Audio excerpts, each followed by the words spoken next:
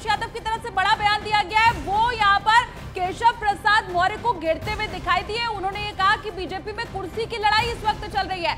इसके अलावा अखिलेश यादव ने कहा कि झगड़ों की दलदल में बीजेपी फंस चुकी है। बीजेपी के अंदर तोड़ फोड़ की राजनीति चरम पर है।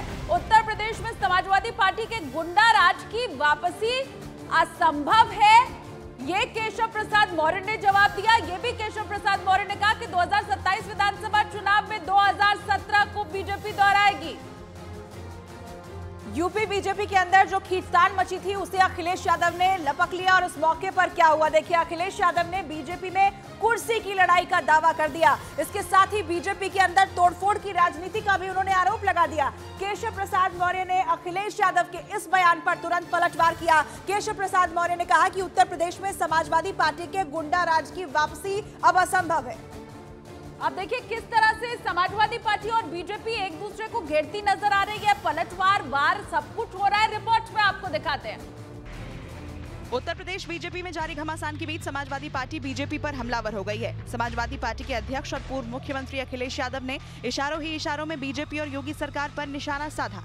सोशल मीडिया एक्स पर अखिलेश यादव ने लिखा कि बीजेपी में कुर्सी की लड़ाई की गर्मी है, जिसकी वजह से यूपी में शासन प्रशासन ठंडे बस्ते में है। उन्होंने कहा कि बीजेपी के अंदर तोड़फोड़ की राजनीति की वजह से बीजेपी झगड़ों के दलदल में फंस गई है, जिसकी वजह से बीजेपी में जनता के बारे में सोचने वाला कोई नहीं है।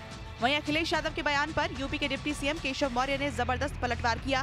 एक्स हैंडल पर केशव प्रसाद मौर्य ने लिखा कि सपा बहादुर श्री अखिलेश यादव जी, भाजपा की देश और प्रदेश दोनों जगह मजबूत संगठन और सरकार है।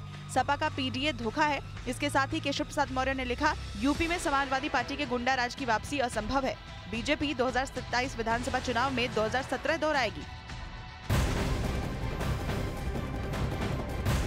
उत्तर प्रदेश बीजेपी में मचे सियासी हलचल के बीच केशव प्रसाद मौर्य लखनऊ वापस लौट आए हैं। दिल्ली दौरे के बाद उप मुख्यमंत्री केशव प्रसाद मौर्य बुधवार को लखनऊ पहुंचे और इस दौरान एयरपोर्ट पर मीडिया के सवालों का उन्होंने जवाब नहीं दिया और चुपचाप निकल गए। केशव प्रसाद मौर्य ने दिल्ली दौरे के दौरान पार्टी के बड़े नेताओं से मुलाकात की है, जहां उन्होंने पार्टी के राष्ट्रीय अध्यक्ष जेपी नड्डा से मुलाकात की और कई मुद्दों पर बातचीत की है।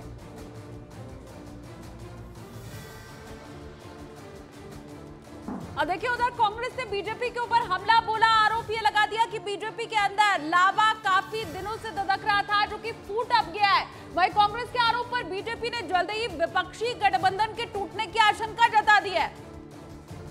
तो ये तो जो है देखो क्या कि ये लावा तो बहुत दिनों से अंदर पल रहा था, आज फूट गया है पार्लियामेंट इलेक्शन के बाद। तो ये अंतर्कलह तो है बीजेपी में। उत्तर प्रदेश में 42% के इर्द गिर्द भारतीय जनता पार्टी के पास वोट है, जो किसी के पास नहीं है। तो इसलिए मुझे लगता है कि जो लोग इस खुशफहमी में हैं, तो खुशफहमी तो किसी को एतराज नहीं, लेकिन गलतफहमी नहीं होनी चाहिए। दूसरी चीज़ है कि आपको एक बात मैं बता दूं कि कांग्रेस के नेतृत्व वाला जो गठबंधन है वो बहुत जल्दी ही बिखरेगा और टूटेगा। और इसी बीच कांग्रेस प्रदेश अध्यक्ष ने सिराथू चुनाव के बहाने केशव प्रसाद मौर्य पर हमला बोला, तो सत्ता पक्ष ने किसी भी तरह की कलह से इनकार कर दिया। दर्द सिराथू वाला है। जो सिराथू में चुनाव हार गए थे केशव मौर्य जी, वो दर्द वो है। वो दर्द अभी तक उनके पीछे लगा है, चला आ रहा है। उसी दर्द से केशव मौर्य परेशान है और वो दर्द बड़ा दुखदाई दर्द है। वो उनके और मुख्यमंत्री जी के बीच का दर्द है। वो जनता समझ चुकी है और जनता उसका जवाब लगातार दे रही है। आज के दिन हम लोग पॉलिटिकल लीडर और टीचर हैं, और टीचर और पॉलिटिकल टीचर होने के नाते नई पीढ़ी को लोकतंत्र के बारे में बताना आवश्यक है कि देश कानून और संविधान चलता है और वो सरकार चलाती है और सरकार को पार्टी चलाती है, और पार्टी बिना संगठन के शक्ति के पार्टी खड़ा सरकार बना ही नहीं सकती है।